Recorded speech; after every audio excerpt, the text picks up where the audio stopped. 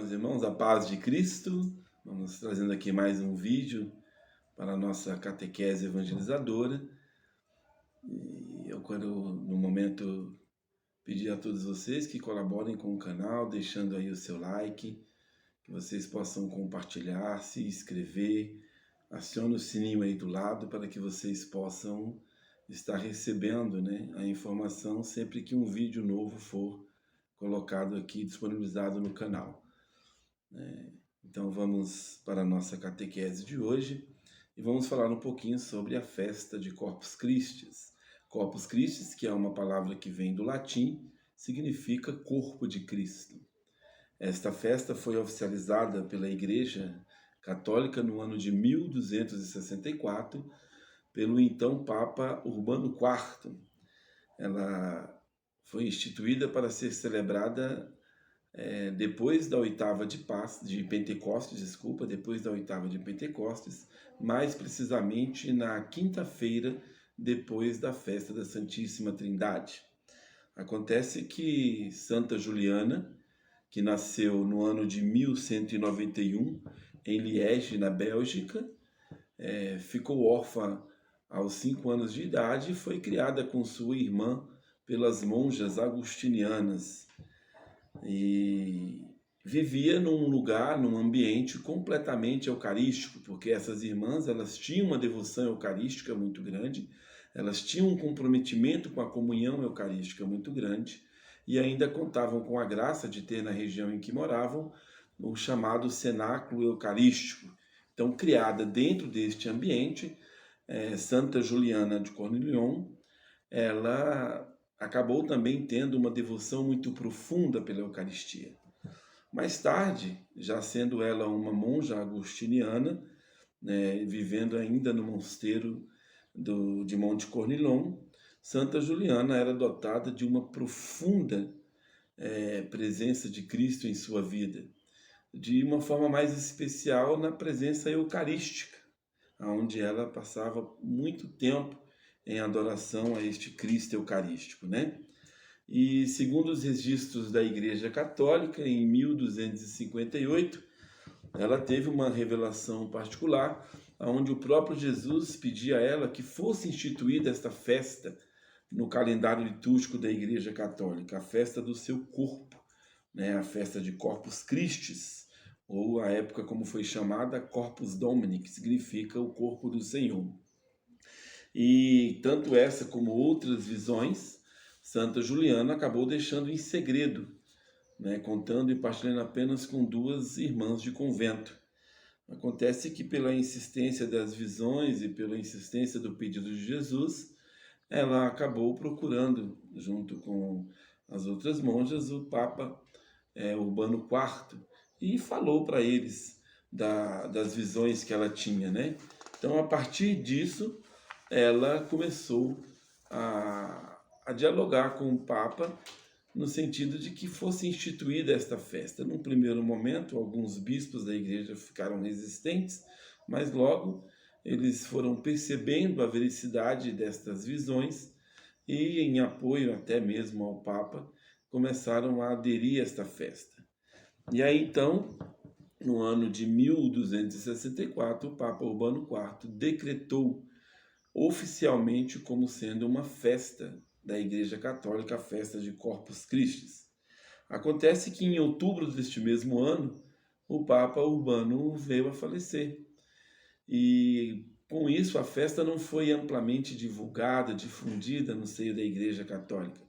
Então ela ficou meio que local ali, praticamente só na Bélgica, no seu princípio, E no ano de 1311, pelo então Papa Clemente, a festa começou a ter um novo corpo, vamos dizer assim, porque neste mesmo ano houve o Concílio Geral em Viana, e aí o Papa Clemente pegou esse decreto, pegou toda esta vontade, esse desejo de Deus no seio da igreja e ordenou para que toda a igreja pudesse celebrar a festa do corpo de Cristo. Ainda caminhando de uma forma muito tímida, a festa não ganhou a proporção esperada pela igreja.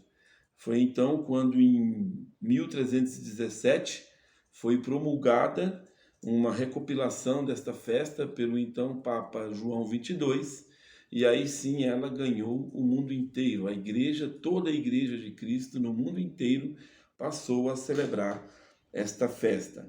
Assim nasceu a festa do corpo de Cristo, então, a festa de Corpus Christi, tendo como base dois fatos interessantes, né? Duas testemunhas para o nascimento desta festa. A primeira, como eu já disse, as visões de Santa Juliana, né? Que foram muito importantes para que a igreja entendesse o desejo de Deus. A segunda foi um milagre, né? Chamado milagre de Bolsena, que consiste num momento em que um papa da Boemia, de Alemanha, celebrava a Santa Missa, e ele era um pouco cético, ele tinha sérias dúvidas sobre o milagre da transubstanciação, de que realmente acontecia no momento da consagração, essa transformação do pão e do vinho em corpo e sangue do Senhor. Então este sacerdote celebrava uma missa, e aconteceu que enquanto ele consagrava a Eucaristia, no momento em que ele consagrava a hóstia, começou a derramar sangue da hóstia. Este sangue foi lá embebendo ali no corporal, foi molhando todo o linho, né, litúrgico que era usado na celebração, inclusive banhou toda a pedra do altar, né? E aí, a partir daquele milagre, então, o Papa Urbano IV foi comunicado, né? Ele aconteceu também naquele período das visões de Santa Juliana. O Papa Urbano foi comunicado e ele entendeu aquilo como um sinal, principalmente quando ele pegou o corporal e os linhos litúrgicos embebidos do sangue e identificou de fato aquele como sangue de Cristo, como um grande milagre eucarístico, o que reforçou ainda mais a tese para que esta festa fosse instituída pela Igreja. Então, assim nasceu esta festa, a festa do corpo e sangue de Cristo. A Igreja Católica nos traz aqui, no seu catecismo, né, de forma maravilhosa, endossando para nós esta realidade do corpo de Cristo em nossas vidas, obviamente fundamentadas pela palavra de Deus. Então, aqui nos números 1337 a 1339 do Catecismo da Igreja Católica, assim vai nos dizer a Santa Igreja: tendo amado os seus, o Senhor amou-os até o fim, sabendo que chegara a hora de partir deste mundo para voltar a seu Pai. No decurso de uma refeição, lavou-lhes os pés e deu-lhes o mandamento do amor. Para deixar-lhes uma garantia deste amor, para nunca afastar-se dos seus e para fazê-los participantes de sua Páscoa, instituiu a Eucaristia como memória de sua morte e de sua ressurreição, e ordenou aos seus apóstolos que a celebrassem até a sua volta, constituindo-os, então, sacerdotes do Novo Testamento. Os 3 evangelhos sinóticos e São Paulo nos transmitirão o relato da instituição da Eucaristia. Por sua vez, São João nos relata as palavras de Jesus na sinagoga de Cafarnaum, palavras que preparam a instituição da Eucaristia. Cristo designa-se como o pão da vida descido do céu. Este discurso está no Evangelho de São João, a partir ali dos versículos 42, mais ou menos. Então, Jesus vai fazer um belíssimo discurso do pão da vida. É desse discurso que o Catecismo está nos falando hoje. E depois, ainda no 1339, vai vir para nós o relato de Lucas, capítulo 22, versículos de 7 a 20. Aí eu vou ler da própria palavra de Deus, da própria Bíblia. Então, Lucas 22, versículos de 7 a 20. Chegou o dia dos pães sem fermento, quando se devia sacrificar o cordeiro pascal. Jesus mandou Pedro e João, dizendo: ide fazer os preparativos para comermos a ceia pascal. Eles perguntaram: onde queres que a preparemos? Jesus respondeu: quando entrardes na cidade, virá ao vosso encontro um homem carregando uma bilha de água. Segui-o até a casa onde ele entrar. E dizei ao dono da casa: o mestre mandou perguntar: onde está a sala em que poderei comer a ceia pascal com os meus discípulos? Ele então vos mostrará uma grande sala arrumada no andar de cima. Preparai ali. Eles foram, encontraram tudo como Jesus tinha dito e prepararam a ceia pascal. Quando chegou a hora, Jesus pôs-se à mesa com os apóstolos e disse: ardentemente desejei cear convosco esta ceia pascal, antes de padecer.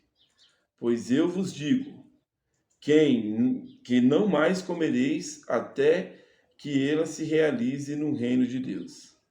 Então pegou o cálice, deu graças e disse: recebei este cálice e fazei passar entre vós, pois eu vos digo que de agora em diante não mais bebereis do fruto da videira até que venha o reino de Deus.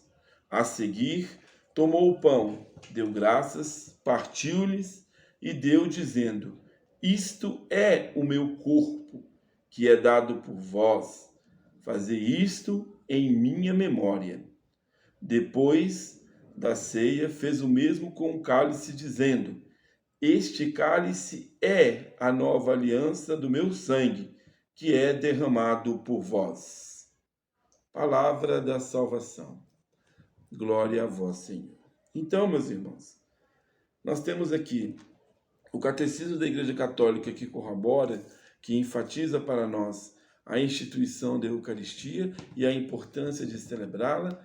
E temos aqui neste relato do Evangelho de São João a certeza daquilo que celebramos.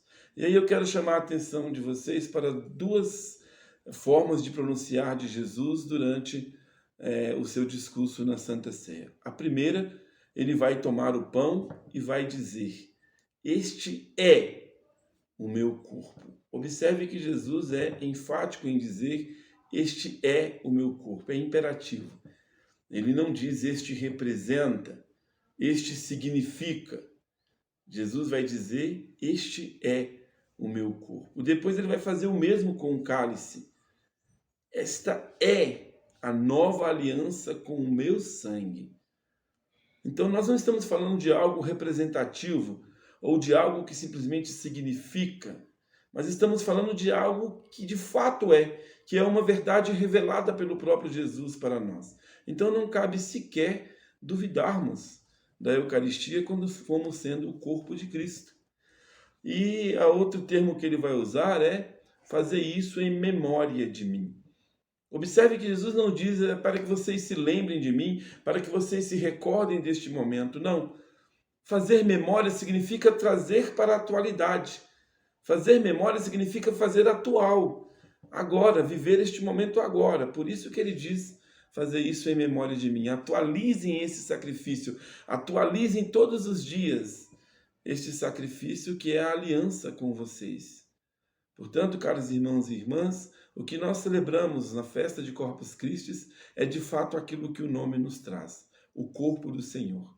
É uma celebração de preceito para nós católicos e que nos faz aprofundarmos ainda mais naquilo que deve ser uma realidade cotidiana em nossas vidas. A Eucaristia, ela tem esta festa específica, mas não nos esqueçamos nunca. Ela é definitivamente uma festa diária em nossas vidas. Que Jesus nos abençoe e nos guarde e que nós sejamos, pela Sagrada Eucaristia, todos os dias, fortalecidos na fé para vivermos com fervor o Evangelho e o amor com o qual o Senhor nos convida a viver. Louvado seja nosso Senhor Jesus Cristo, para sempre seja louvado. Amém.